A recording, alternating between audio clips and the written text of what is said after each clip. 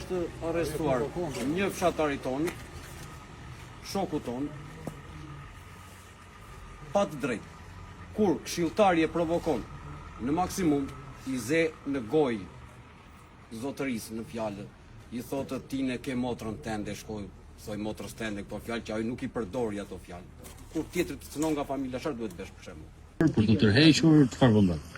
Sigurisht, në momentin që gjithë banorët kanë dhënë të gjitha argumentet e tyre në mbrojtje të pronës, në mbrojtje të drejtës të tyre, pasi ata kanë kërkuar prej vitesh që ta marrin në administrim të tokë, të paguajnë taksat siç e parashikon ligji, dhe nuk është mundësuar nga Bashkia e Pogradecit, vinë dhe argumentojnë, provokohen dhe burgosen për këtë arsye, çfarë mund të tjetër përveç se një sulm politik.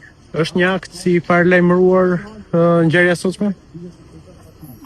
Sigurisht që është një akt i paralajmëruar dhe dua të denoncoj gjithashtu edhe një presion që unë e kam thënë vazhdimisht që është bërë antarëve të Këshillit Bashkiak.